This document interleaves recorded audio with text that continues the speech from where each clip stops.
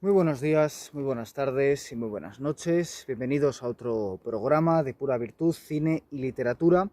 Hoy estamos aquí para celebrar en este programa, que saldrá el día 10 de septiembre, el aniversario, el cumpleaños de este escritor que tenemos aquí en la portada del libro, que es Don Miguel Serrano, en esta obra Memoria de la Sangre de Carlos Videla, porque Miguel Serrano nació el 10 de septiembre y es uno de los mayores referentes que tenemos en este canal, ¿no? Con todos los peros que se le pueda poner a la obra de Miguel Serrano, pero para eso ya hay mucho escrito y mucho grabado, y lo que vamos a intentar hoy es todo lo contrario, ¿no? Es explicar mínimamente por qué nos interesa la obra de Miguel Serrano, que es algo de lo que ya hemos hablado en otros programas, y más concretamente por qué consideramos que este libro de Carlos Videla, que está publicado en la editorial EAS, es para nosotros el texto de referencia, ¿no? A la hora de hablar y de referirse a la obra de Miguel Serrano, porque es un libro que no entra en detalles sobre su vida más allá de lo estrictamente necesario, ¿no? Bien, ¿por qué admira uno a Miguel Serrano, ¿no? Más allá de todas las polémicas que pudiera haber en torno a su hitlerismo esotérico, su negación del holocausto, sus clamores apocalípticos y todo aquello que su falta de rigor, entre comillas, desde el punto de vista académico, a la hora de hablar de lo que las universidades denominarían religiones comparadas o mitología comparada. Bueno, pues más allá de eso, nosotros nos interesamos por Miguel Serrano, lo primero de todo, por aquello que ni siquiera sus enemigos más acérrimos han podido oscurecer, que es la calidad de su prosa. Para mí no hay duda de que Miguel Serrano es uno de los más grandes prosistas, y así lo digo, que ha tenido la lengua española en el siglo XX. No solo eso, sino que además es un iniciado, de eso no cabe duda, un hombre que escribe bajo el signo de una revelación, que no es estrictamente una revelación mística, física, extática, sino que sobre todo es una revelación sapiencial. El caso más parecido que a mí se me ocurre en lengua española sería el de Octavio Paz, ¿no? El escritor mexicano Paz, chileno Serrano. Bueno, me he cambiado de sitio más que nada porque luego me dicen que los vídeos son terribles para quienes los ven, que sé que son una minoría, pero también existen.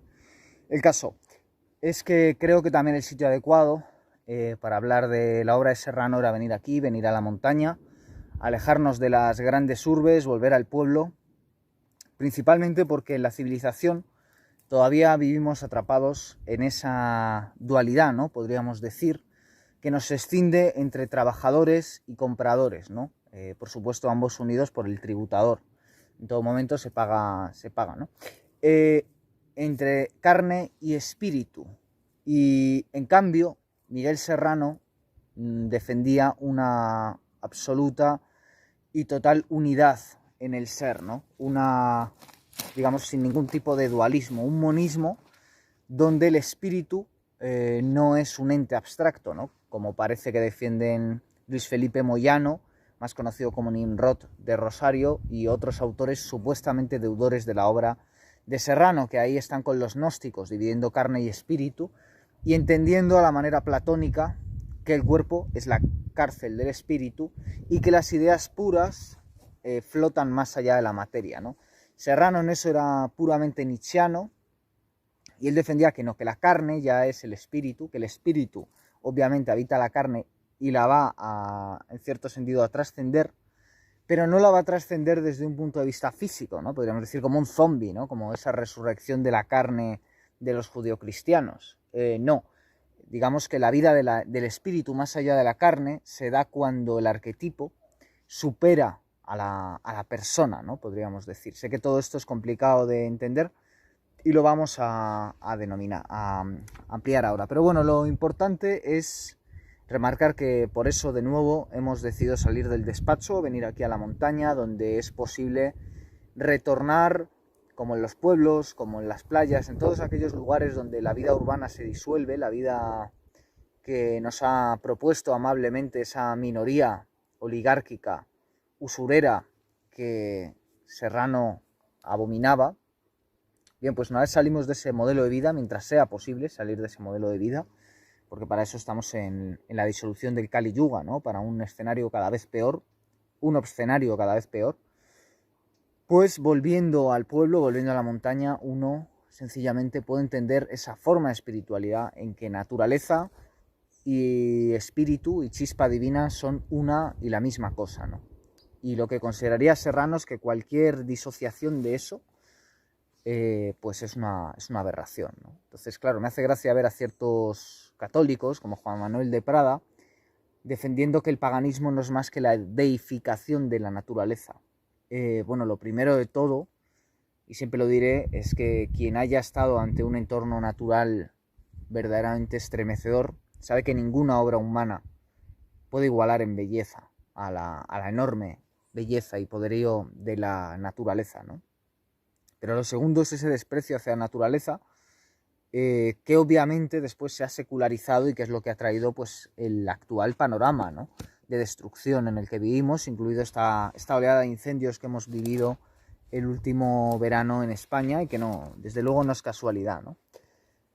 Porque claro, hay que señalar que nosotros somos naturaleza, y en el momento en el que el ser humano deja de percibirse de esta manera y empieza a percibirse como una abstracción, como defienden los transhumanistas, como Ray Kurzweil o Teilhard de Chardin, católico jesuita, que proponen, bueno, pues una vida más allá del cuerpo, en recipientes donde la conciencia pueda ser traspasada de un recipiente a otro. Todo eso obviamente son aberraciones, y por eso es muy interesante empezar a entender la importancia que Miguel Serrano le daba a la sangre, ¿no? Por eso Carlos Videla denomina su libro Memoria de la sangre, ¿no? Serrano lo hacía a través de la figura de la sangre real, que obviamente él emparentaba con el grial, con la tradición artúrica, griálica, céltica, y sobre eso escribió mucho Serrano, sobre todo en El Cordón Dorado, en Manú, por el hombre que vendrá. Para él, la sangre, por un lado, los ciclos, por otro, de alguna forma el micro y el macrocosmos, acababan entendiéndose en un eterno retorno, ¿no?, donde la sangre es expresión de ese eterno retorno, la sangre en los hombres y los ciclos en la naturaleza, ¿no? Y bueno, sé que hablar de Miguel Serrano es complicado, teniendo en cuenta que la mayoría de personas que puedan ver esto igual no han leído a Miguel Serrano. Yo recomiendo mucho comenzar a leer a Miguel Serrano por esta obra, que es de Carlos Videla, pero que en cierto sentido también es una antología de textos de Serrano, ¿no? Porque Videla, que obviamente es una persona más que autorizada para hablar de Serrano, y no todo el mundo lo está, eso también hay que decirlo, porque es un sistema muy complejo, el del hitlerismo esotérico, y hay que entenderlo en profundidad, ¿no?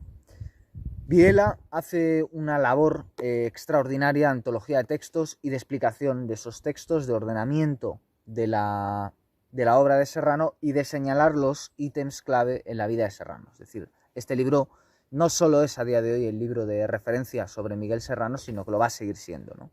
De eso no cabe la menor duda, y hay que celebrarlo en ese sentido. Luego se podrán hacer las críticas que se quiera, pero se hacen las críticas a Serrano, ¿no? Y yo creo que lo que tiene este libro, como todos los estudios de referencia sobre un autor, es que ya no se puede pasar por la obra de Serrano ni como loa ni como crítica sin leer esta obra, ¿no? Me parece que por eso es hoy el día 10 de septiembre en el que debemos, más que nunca, celebrar esta circunstancia. Entonces, ¿cómo definir a Miguel Serrano?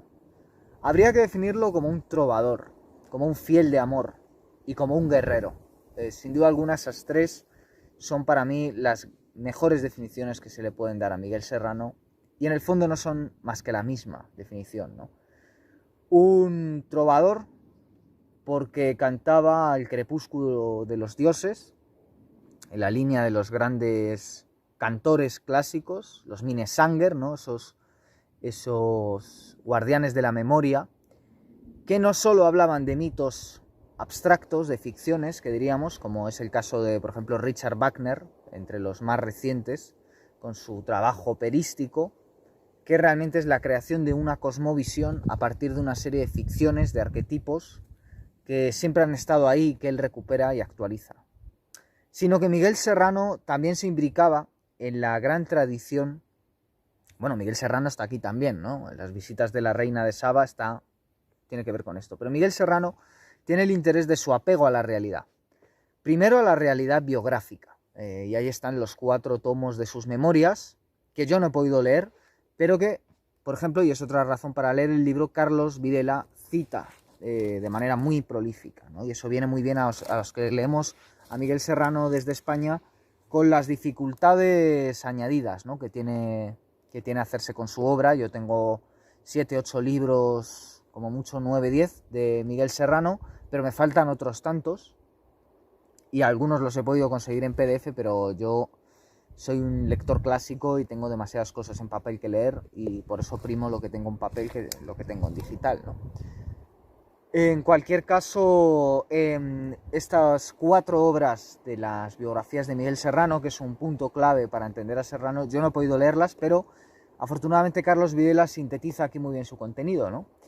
Y sin esa síntesis, yo, por ejemplo, que llevo ya unos cuantos años leyendo a Serrano, no me habría enterado de que Serrano, en su diferenciación de la visión alquímica medieval y de la revisión moderna de los trabajos alquímicos que, por ejemplo, hace su maestro Carl Gustav Jung, Serrano añade un estado a los 3 estados clásicos de la alquimia, que es el del oro, la etapa áurea, que sería la última etapa de la transformación alquímica. Es curioso que eso lo escriba Miguel Serrano siendo ya un anciano, ¿no? Porque él ya se encuentra ahí tanto cronológicamente como en el tiempo del Kairos, que es el tiempo de aquel que ya está más allá de Cronos. Y lo interesante de Miguel Serrano es que parte de la realidad siempre, de la realidad histórica, y por eso escoge el nacionalsocialismo y más concretamente el hitlerismo, la figura de Hitler y todo lo que ha asociado a ella, para expresar una cosmovisión. Y al mismo tiempo también escoge su propia vida, su propia biografía, para imbricar esa noción, ¿no? Podríamos decir, de lo sagrado, no solo en la historia, sino más allá del tiempo, ¿no? Porque Miguel Serrano, en definitiva, lo que hacía tanto en su estudio de la historia como en el estudio de su propia vida, y por eso también hay que diferenciarlo de otros que han escrito sobre el Tercer Reich, poniendo en duda las versiones oficiales, y de otros que han escrito y escriben de sí mismos, recreándose en los aspectos psíquicos de la persona, es que Miguel Serrano invitaba a utilizar la historia como puente, para ir más allá de la historia y para ir al terreno del mito, del arquetipo, y Serrano invitaba a ir más allá de la persona, más allá de los aspectos subpersonales o de los aspectos experienciales, para ascender hacia los arquetipos, que es donde el hombre no solo mira a los dioses, sino se transforma en Dios, ¿no? Y por eso entendemos que Trovador, el guardián de la memoria, el Minnesänger, es, según esta cosmovisión de Serrano, también el guerrero. El guerrero que canta al crepúsculo de los dioses y al mismo tiempo se prepara al Ragnarok, que en definitiva es lo que hizo Serrano, ¿no? Prepararse a sí mismo y preparar a otros para ser un guerrero, es decir, diferenciándose del esoterismo occidental, de la alquimia occidental, para no dejar ni en el ámbito especulativo, ni en el ámbito individual, ese conocimiento de lo sacro que él quiso sintetizar, ¿no? Y que es complicado de entender, pero que yo creo que vale la pena el esfuerzo. Traigo por aquí este libro de mi querido Fernando Sánchez Dragó, ¿no? Porque en definitiva, nuestro primer vídeo fuera aquí en la montaña, lo hicimos a unos escasos metros de aquí donde estoy ahora. He vuelto al mismo lugar, hablando de otro libro de Eas, una recopilación de textos de Julius Evola, la última que se hizo en vida del autor, por primera vez traducida de manera íntegra y completa al español. Trajimos también a Nietzsche, después en el segundo programa nos metimos en la cuestión de la hispanidad, volvimos en un tercer programa a la cuestión de la hispanidad, hablamos también de Manson, y finalmente hablamos el otro día de Atargatis, de lo eterno femenino, que es otro tema que también interesó a Serrano, ¿no? A través de la figura de la reina de Saba, de Lilith, y hablamos de Dragó, de la España mágica de Dragó, de Prisciliano. Bien, pues tengo aquí un libro de Dragó que se titula La Dragontea, diario de un guerrero, ¿no? Es muy curioso esto porque son unos diarios donde hay artículos de prensa y notas biográficas de Fernando Sánchez Dragó, pero lo que llama poderosamente la atención es que Fernando Sánchez Dragó se llame a sí mismo guerrero. Y yo tengo la teoría de que es probable que Dragó estuviera ya influido por Miguel Serrano, ¿no? Porque Miguel Serrano muchos lo hemos conocido por Dragó, precisamente, que leyó El Círculo Hermético, ese libro en el que Miguel Serrano narra sus encuentros con Hermann Hesse, se dice, ¿no? Porque si no es como Rudolf Hess, es Hermann Hesse, acabado en E, y con Carl Gustav Jung, sus dos grandes maestros, aunque después se distanciara de Carl Gustav Jung, como cuenta el propio Serrano en Manu, el hombre que vendrá, habla de cómo descubrió que Carl Gustav Jung era masón, igual que lo había sido su abuelo, algo que cuenta el propio Jung en su tomo de biográfico Recuerdos, Sueños y Pensamientos, que era uno de los libros favoritos de Dragó también. Y se distanció a partir de ese momento Serrano de Jung, ¿no? Pero hasta ese momento era su maestro. Entonces Dragó, que era un gran admirador de Jung, de, como acabo de decir, la autobiografía de Jung, Recuerdos, Sueños y Pensamientos, que es un libro extraordinario, pues leyó este libro, El Círculo Hermético, y quedó impresionado, ¿no? Luego leyó más libros de Serrano. De hecho, la editorial EAS le hacía llegar puntualmente los libros, y la editorial EAS a día de hoy sigue publicando obra de Serrano, igual que publica obra de Ébola y obras sobre Ébola, como la biografía de Gianfranco de Turris, o sobre Serrano, como Memoria de la Sangre, de Carlos Videla.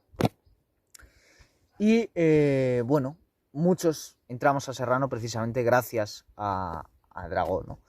Y me llama la atención que Dragó, que yo creo que siempre quiso ser un serrano, incluso aun cuando no sabía quién era Serrano, siempre quiso eso. No llegó a tanto, ni mucho menos, pero ya hizo bastante Dragó, solo con su mirada, que está ahí desde el primer hasta el último de sus escritos, que es la de la España mágica, ¿no? Y que en el fondo queda muy pendiente de seguir trabajándose, como ya comentamos el otro día y no voy a abundar ahora en ello. Pero en cualquier caso, Serrano hizo eso en Chile, y yo creo que de nuevo es otra figura en la que podemos fijarnos para tratar de hacer algo similar en España, que es una memoria de la sangre de los españoles, ¿no? De nuestro imaginario, pero que no es un imaginario desligado de la carne, es un imaginario que está ligado a la realidad biológica, a la realidad tangible, ¿no? Porque si no estamos hablando de puras abstracciones. Y cuando vemos a gente como Jesús G. Maestro, por más que en otros puntos puedan hacer una labor encomiable, pues negar la raigambre metafísica de la literatura española, o negar directamente la existencia de un imaginario, porque dice que eso, y de un inconsciente, porque eso, según él, no se halla en ninguna parte de la anatomía del hombre, no está en ningún punto concreto del hombre. Habría que explicarle que el hombre entero ya es un rastro de imaginario, ya es un rastro de inconsciente, y que forma parte de su ser profundo, ¿no? Y que en buena medida es indiferenciable de su espíritu, ¿no? Y que tan absurdo es negar el espíritu como negar el inconsciente o el imaginario, ¿no? Entonces, ¿qué es ser un guerrero? ¿Qué es ser un trovador? En definitiva, es ser un fiel del amor, como ya hemos dicho. Vamos a leer aquí qué es lo que entendía Miguel Serrano por amor, ¿no? Vamos a ver, que lo tenía por aquí apuntado, pero creo que lo he perdido. Aquí está. Esto es una cita literal que hace Carlos Videla de un libro de Miguel Serrano que es Nos, el libro de la resurrección. Dice así, que creo que está editado en EAS. Dice: el amor de que tanto se habla, y el amor al prójimo, y se escribe en las novelas, en la poesía, en los periódicos, el amor al prójimo, el amor universal de las iglesias, amor a la humanidad, no tiene que ver en absoluto con el amor sin amor sin muerte, ¿no? A-mor, es decir, sin muerte, que es una disciplina dura, fría como el hielo, tajante como una espada, y que aspira a sobrepasar la condición humana para alcanzar el reino de los inmortales, la última tul. No puede ser más claro, ¿no? En este sentido, Serrano, que añade en este mismo libro lo siguiente: el amor, A-mor, el amor sin amor consiste en una reincorporación de ella en él y de él en ella. lo que Jung concibiera como reintegración del ánima y del animus, psicologizando un misterio sacro. Sin embargo, no significa un regreso al androginato de los comienzos, una recomposición del huevo cósmico que se partiera, porque ahora se está dando un rostro al alma, como explica el libro. El rostro de la amada y del amado, de la ella y del él, de ella. Se ha recuperado el ella y ella él. El ella es él y ella junto, y el ella él, ella y él junto. El ella y el ella él de modo distinto, con amor, es decir, sin muerte, transfigurándose en personalidad absoluta, total, alcanzando el sí mismo, separados y unidos para siempre en la separación de ella-él y el ella, en la inmortalidad de una resurrección así inventada, así creada, de un amor inexistente, pero más real que todo lo que existe, el amor del ella y ella-él. Bien, con esto ya hemos entendido la parte más esotérica y más central de la obra de Miguel Serrano, ¿no? Que yo sé que es en muchos puntos difícil de entender, ¿no? Tengo por aquí algunas pequeñas notas de puntos que creo que vale la pena aclarar en un vídeo introductorio a la obra de Serrano, que es lo que pretendemos hacer aquí, recomendando la lectura de este libro de Carlos Videla, y luego ya pues se pueden leer múltiples textos, ¿no? Quizás lo segundo mejor que leer sea el propio Círculo Hermético, también editado en EAS, que era el libro que recomendó tanto y que impresiona tanto a nuestro querido maestro Fernando Sánchez Dragó.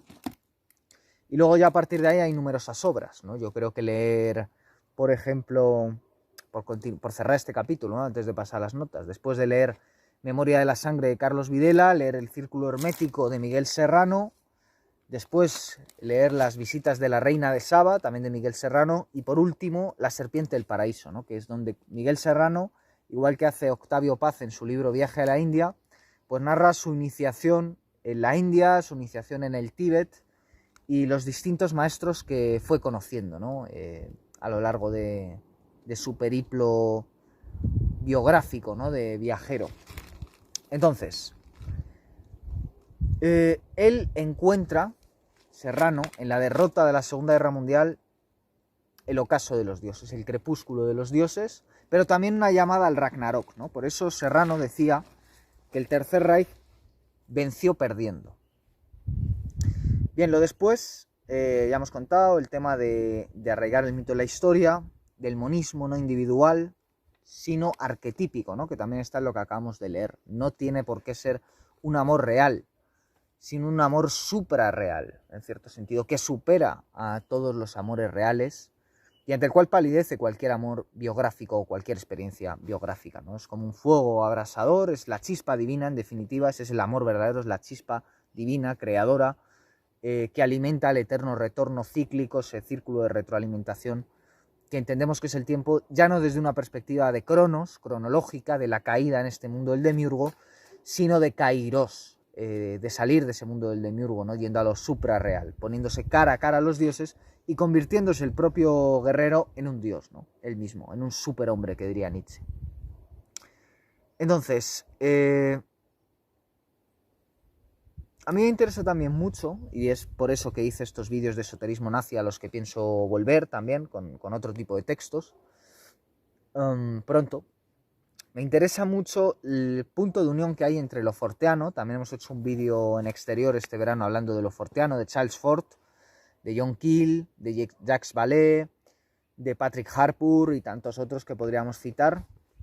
Y esa realidad daimónica tan interesante que el propio Jung terminó sus días investigando, ¿no? En su libro Cosas vistas en el cielo, ¿no? Que es el último libro en vida publicado por Carl Gustav Jung. Sabemos que Jung en los últimos años de su vida recopiló una enorme cantidad de recortes de periódico donde bueno, se hablaba de visiones de ovnis. Lo que pasa que Jung, como tantos otros después, no veía en esos ovnis una realidad física de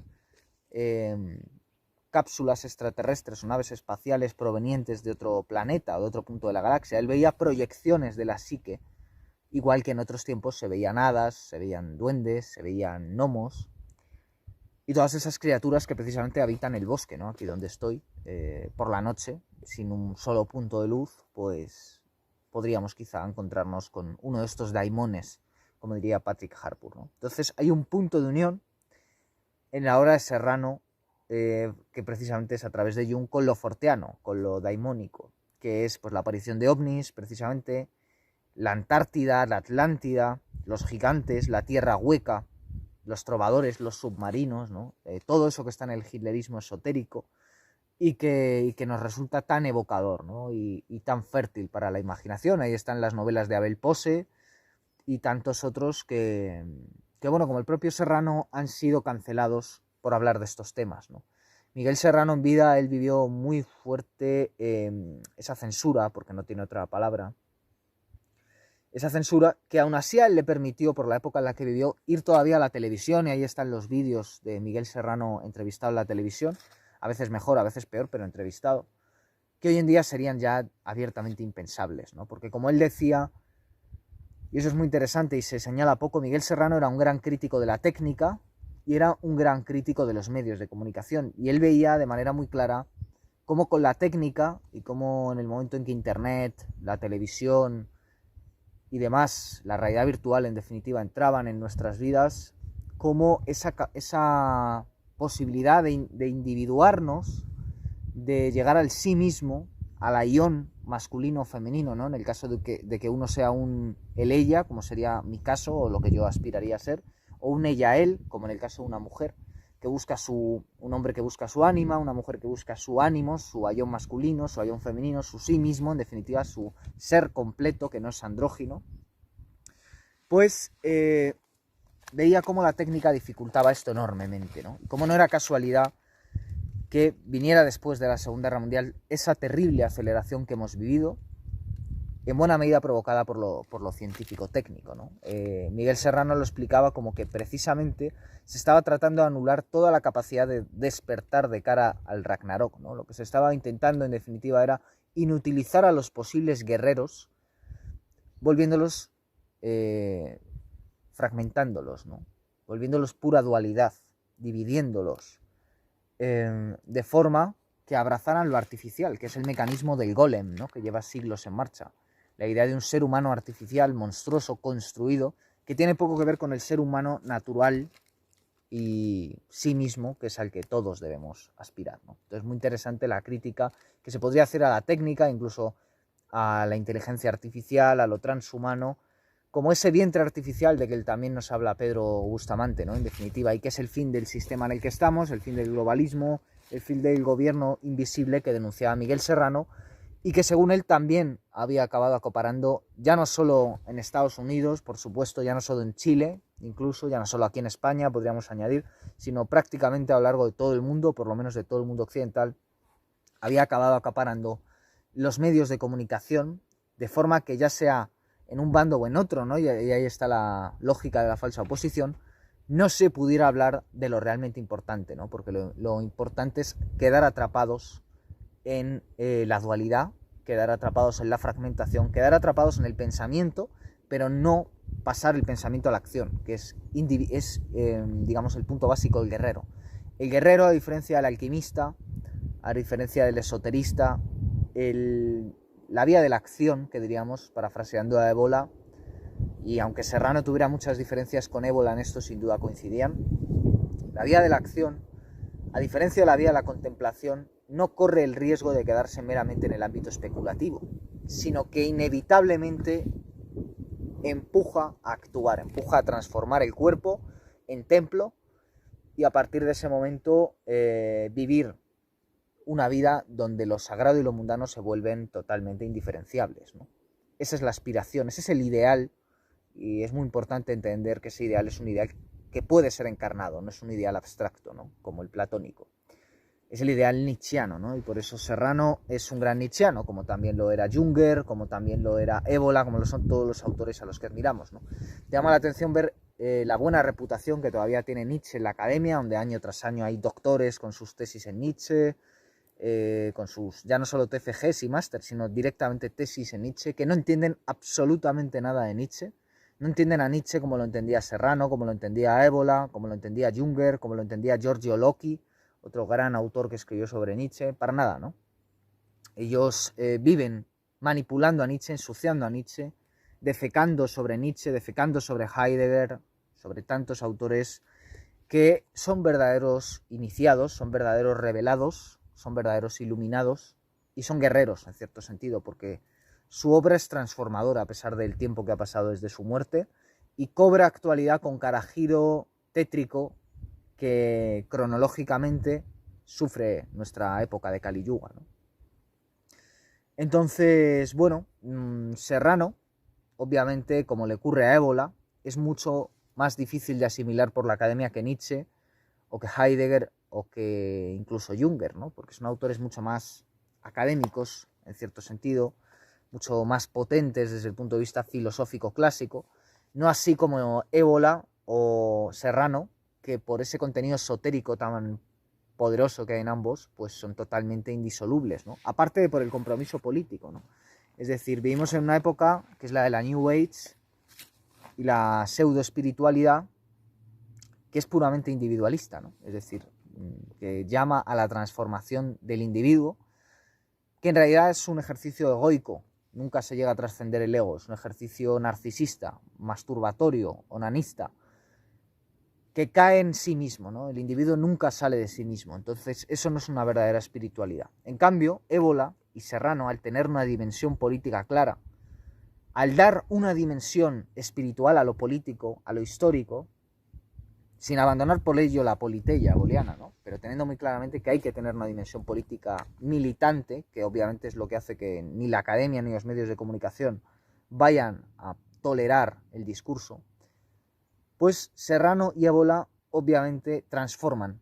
Por eso son dos autores de referencia para mí, ¿no? Tan importantes, intelectual y biográficamente, porque transforman, porque uno lee una obra de estos autores y ya no puede permanecer indiferente, y eso es la verdad. La verdad es así, actúa de esta manera, ¿no?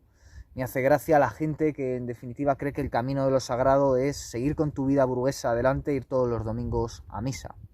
Nosotros nos rebelamos contra esa actitud judeocristiana de poner la otra mejilla y de tolerar que todo a tu alrededor sea arrasado, los bosques, que es el verdadero templo de lo sagrado, ardan, que Notre Dame, el lugar donde Dominique Venner, otro de nuestros maestros, se quitó la vida, arda.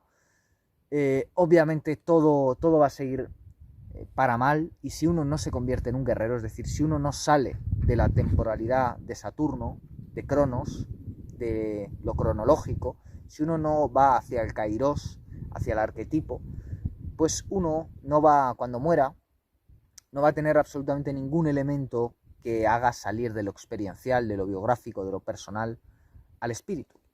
Y por lo tanto vamos a morir con el cuerpo. En cambio, abrazando el arquetipo, vamos a permanecer, ¿no? Y de esta forma es como hay que entender la visión de Adolf Hitler que tenía Serrano. Serrano considera que frente a otros líderes como Mussolini, Franco, Ledesma Ramos y tantos otros, Hitler consiguió elevarse más sobre lo personal hacia lo arquetípico. Él considera que especialmente unos años Hitler está dominado por el arquetipo, por lo visionario, y en ese sentido él encuentra ahí un modelo de ese ideal guerrero, ¿no? De ese ideal guerrero que es no estar en lo puramente personal, ¿no? En lo puramente biográfico, no ser solo un instrumento, sino que volverte tú mismo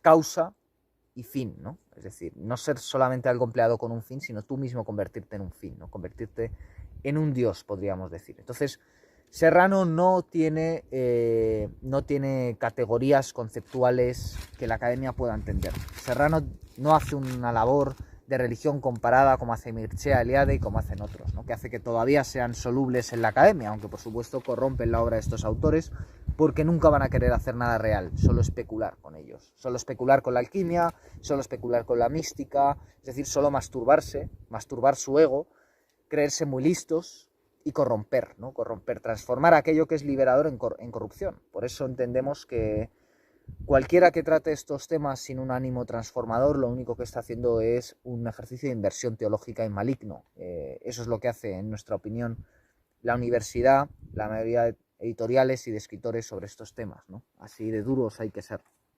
cuando nos tomamos en serio la obra de autores como Serrano y como Évola. Así de duros eran ellos con nosotros, llamándonos las peores cosas por defender a estos autores, ¿no?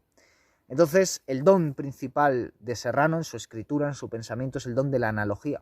Es el don de encontrar patrones de semejanza donde otro no los vería y no unirlos como lo hace el académico, hablando de semiótica, hablando de comparativismo. No, hacerlo a través de la intuición y a través de la imaginación, ¿no? Que es el don. La imaginatio es para Miguel Serrano el principal atributo espiritual, ¿no? De la imaginación creadora, en cierto sentido, de la chispa divina de Eros que tenemos dentro de nosotros. Serrano lo utilizaba pues para comparar todas las tradiciones y encontrar semejanzas en ellas, ¿no? Entonces Serrano entiende que si lo que ocurrió al principio de la creación fue la caída del orden divino, de lo uno en la multiplicidad, la fragmentación, el Dios que se fragmenta a sí mismo, lo que hay que hacer es volver a ese ideal de unidad de sí mismo, sin por ello cometer el error universalista de rescindir cualquier diferencia, ¿no? Y decir, ya todos somos cristianos, ya todos somos liberales, ya todos somos demócratas, ya todos somos iguales. No. Cada uno tiene su sangre, tiene su especificidad física, tiene su especificidad biológica. Y por lo tanto existe un camino diferente para cada uno de ellos, una aproximación distinta e incluso un ideal distinto, ¿no?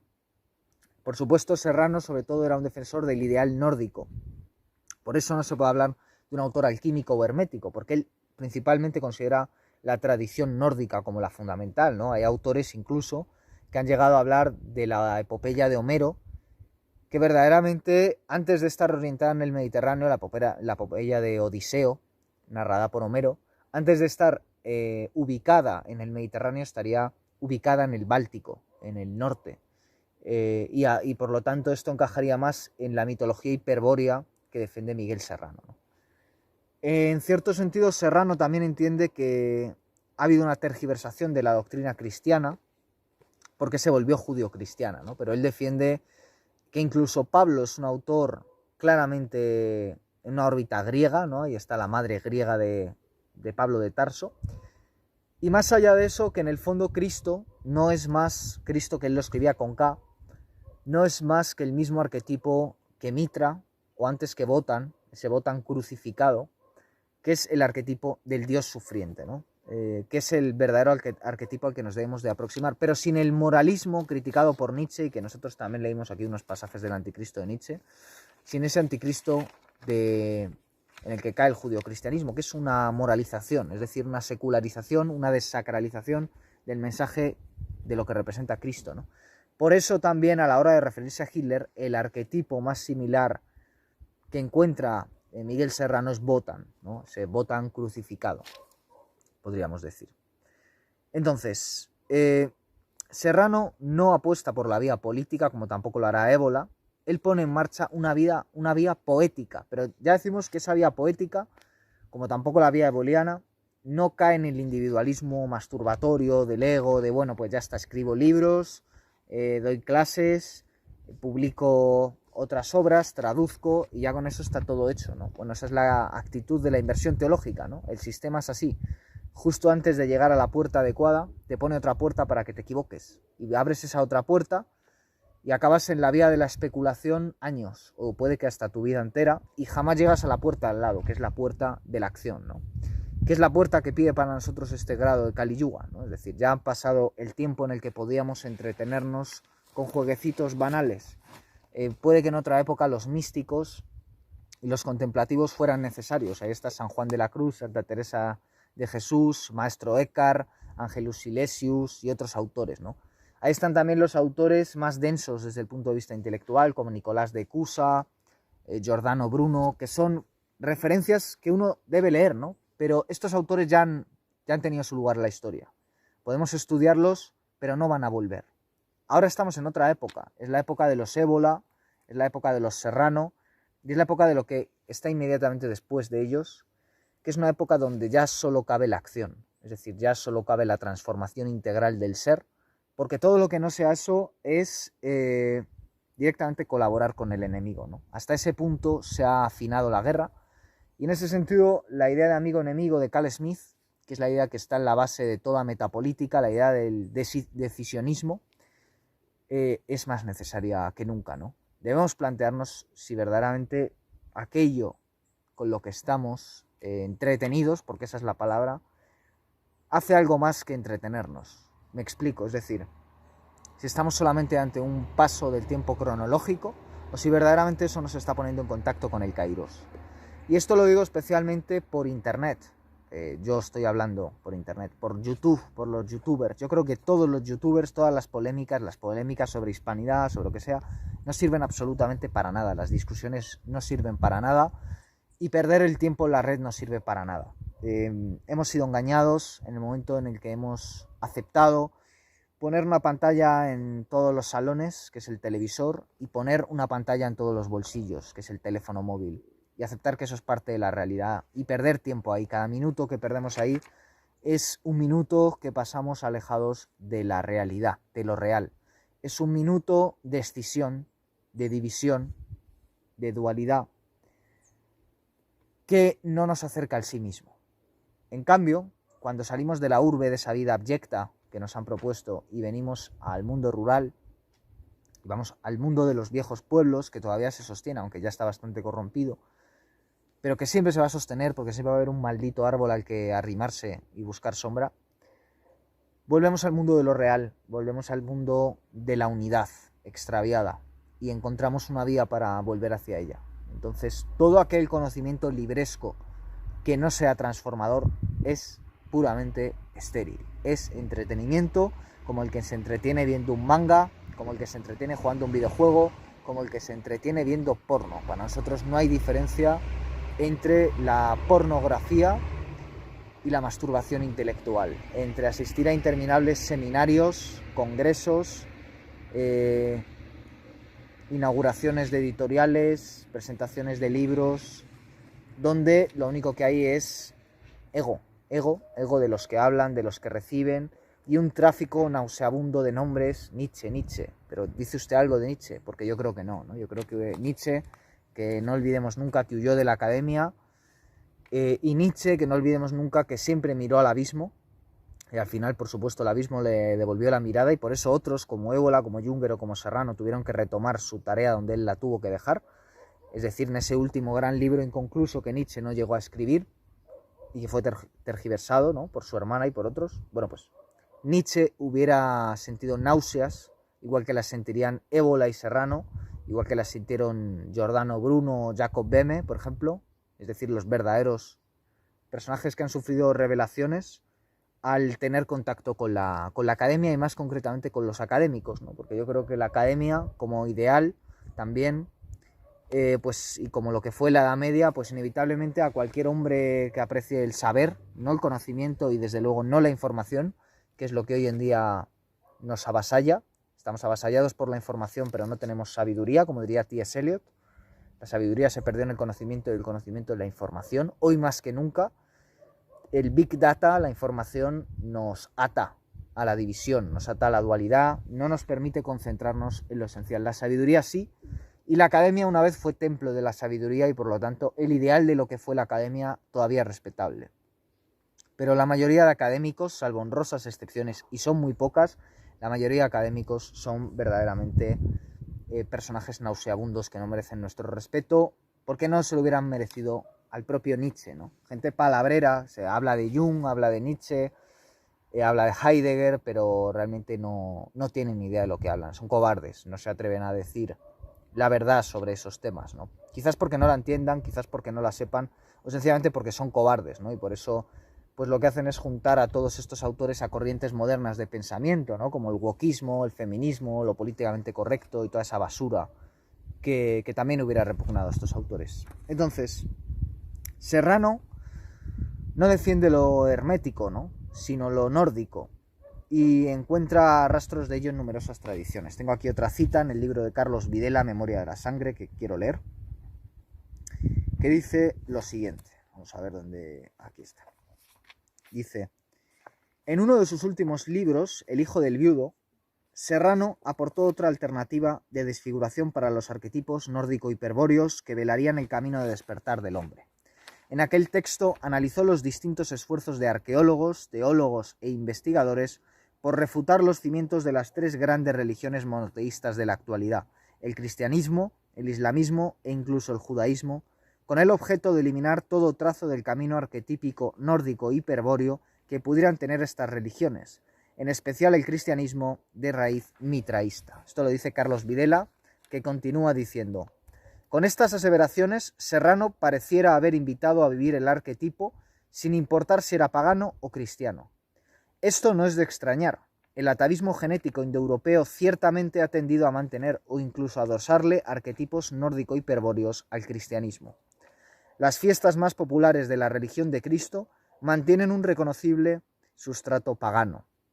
Muy probablemente él se refería a esto cuando advertía, él es Serrano, de la destrucción de las religiones como un plan por borrar definitivamente todo tipo de señales arquetípicas, incluyendo, por cierto, el desfigurado cristianismo occidental. Y ahora cita Carlos Videla a Serrano, y vamos a leer una larga cita de Serrano. Dice Serrano: y es precisamente ahora, después de 2000 años de haber impuesto al mundo ario de Occidente el más terrible sentido de culpa por el asesinato de un hombre Dios, y en su nombre haber destruido viejas culturas y civilizaciones paganas aquí en América y en todo el orbe, que esos mismos manipuladores que esclavizaron el alma de casi toda la tierra, anuncian que nada fue cierto, porque los fundamentos de esa historia, de ese cuento, nunca existieron. Y para ello se apoyan en las investigaciones arqueológicas y antropológicas más recientes.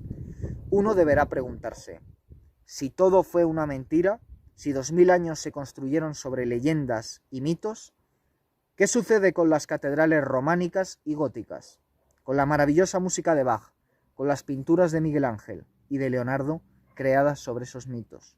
¿Cómo es posible? ¿Y los santos y los místicos? Un San Juan de la Cruz, una Santa Teresa, un San Francisco de Asís, un Ignacio de Loyola y el mismo Padre Pío. ¿Todo para nada?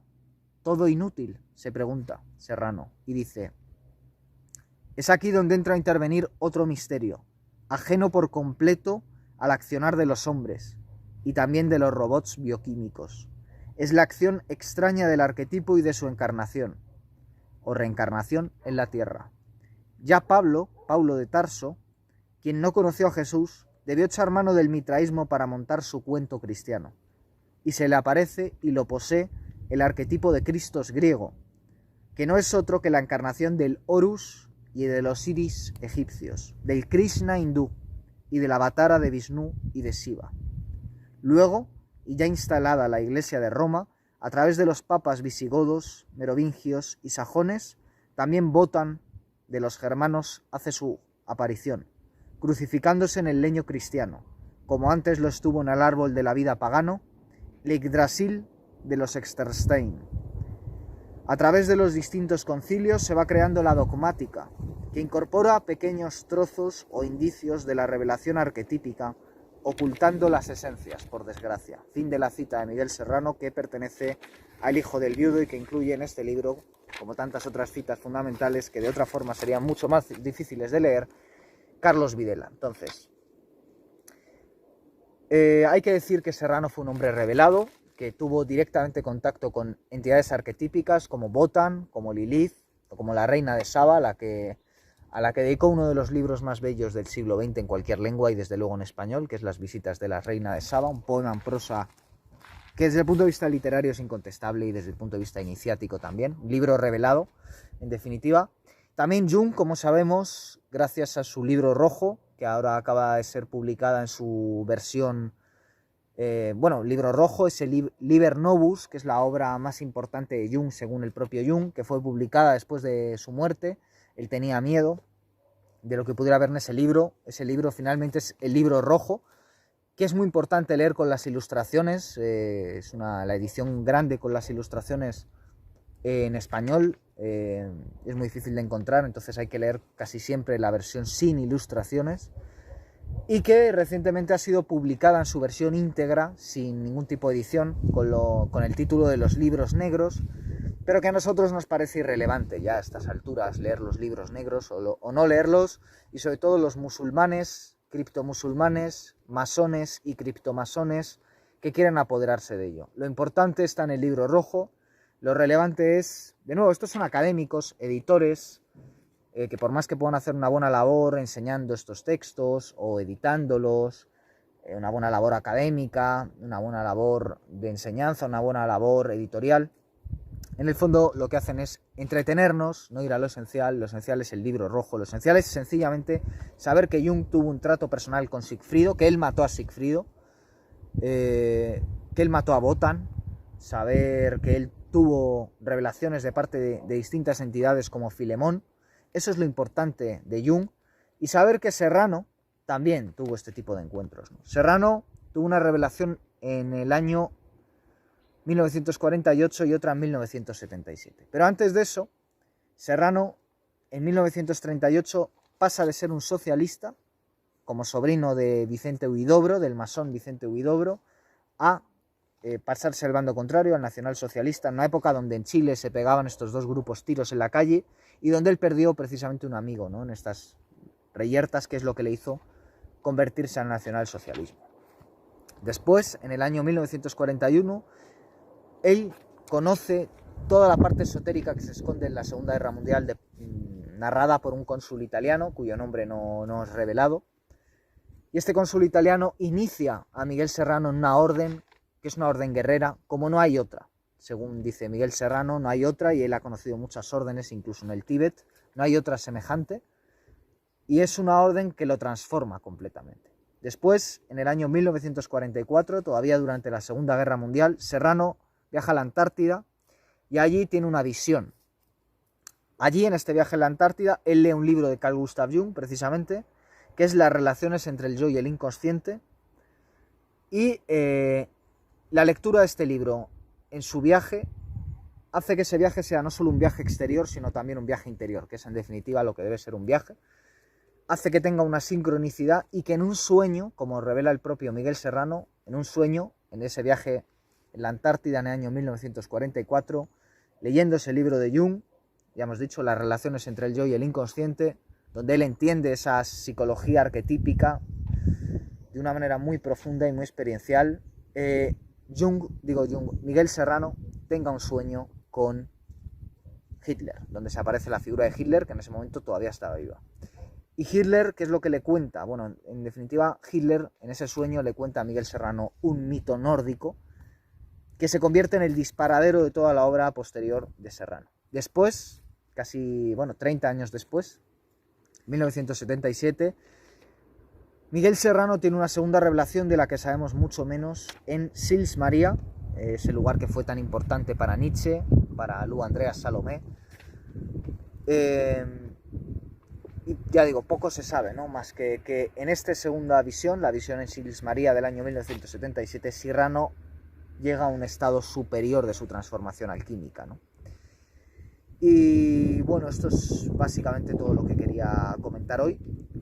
Tampoco quiero dejar de decir que en el año 1951 Miguel Serrano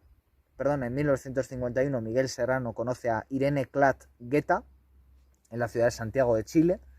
Y esta mujer, Irene Klatt-Guetta, a la que conoce durante apenas un año, porque ella muere en 1942, transforma completamente a Miguel Serrano, como solo pueden hacer las diosas. En cierto sentido, Serrano, que ya está en pleno proceso de transformación alquímica, pues le ocurre como a esos dioses caídos en materia que se enamoran de mujeres humanas e inician un linaje divino con ellas.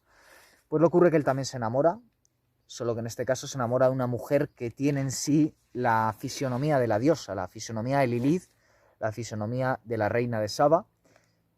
Y esa experiencia transformadora será de nuevo, junto a esa revelación en la Antártida, el otro disparadero de su obra, ¿no? Y ahí entendemos cómo por un lado está el interés por lo nórdico y por otro cómo está el interés por el amor, por el eterno femenino, y cómo los dos se unen en la obra de Miguel Serrano, en su vida.